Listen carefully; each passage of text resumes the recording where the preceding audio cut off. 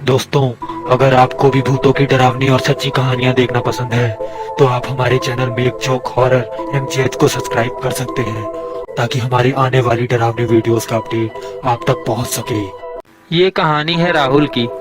Class 8 में पढ़ने वाला एक आम लड़का। वो एक सुहानी रात थी और राहुल शाम में खेलकर अपने घर लौट रहा था। उस रास्ते पर एक जंगल पड़ता था जो कि बहुत बुरी कहानियों के लिए जाना जाता था। राहुल हमेशा से उस जंगल में जाना चाहता था, पर उसके पेरेंट्स की वजह से वो कभी नहीं जा पाता था। उस शाम जब राहुल अपने घर पहुंचा तो उसकी माँ ने उससे कहा कि बेटा, आज हमें हमारे फ्रेंड ने एक पार्टी पर इनवाइट किया है और हम वहां जा रहे हैं। रात में देर से लौटेंगे। इतना कहकर उसके पेरेंट्स वहां से चले गए।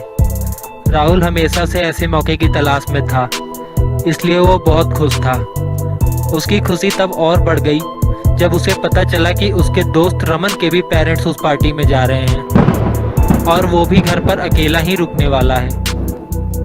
इस तरह दोनों रमन के घर के बाहर मिलते हैं और पूरी रात घर से बाहर घूमने का प्लान बनाते हैं।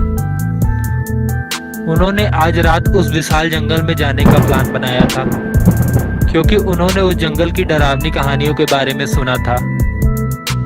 लोगों का कहना था कि अगर कोई इंसान या गाड़ी रात में उस रास्ते पर आती है तो उन्हें वहां एक डायन दिखाई देती है और वो उस इंसान से कहती है कि मुझे कुछ खाने को दे दो, और जो उसे खाने को देने का सोचता है वो डायन उसे ही अपना भोजन बना लेती है। इस तरह वो लोग जंगल के रास्ते पर निकल पड़ते हैं। वो लोग जल्दी जल्दी जंगल की तरफ बढ़ते हैं क्योंकि उन्हें अपने पेरेंट्स के लौटने से पहले घर भी लौटना था। चलते चलते वो लोग उस जंगल में प्रवेश कर जाते हैं और आगे बढ़ते रहते हैं। वो लोग उस डायन की तलाश कर रहे थे जिनके बारे में उन्होंने सुना था। तभी उन्हें कुछ दूरी पर एक औरत दिखाई देती है जिसने सफ़ेद कपड़े पहने रहते हैं। वो औरत उन दोनों की तरफ ही बढ़ रही थी। राहुल और रमन भी उस औरत की तरफ बढ़ते रहते हैं क्योंकि उन्हें किसी बात का डर नहीं था और वो भूत प्रेत पर विश्वास नहीं करते थे।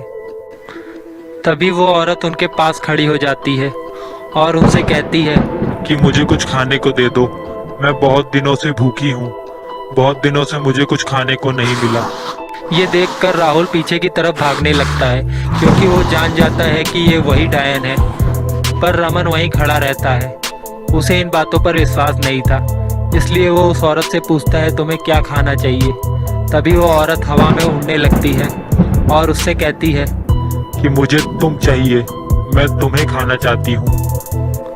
तभी रमन की नज़र उसके पैरों पर पड़ती है। उसके पैर उल्टे थे।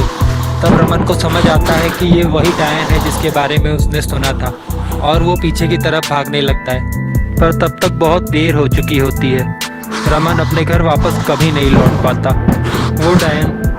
वो डायन रमन को अपना भोजन बना लेती है।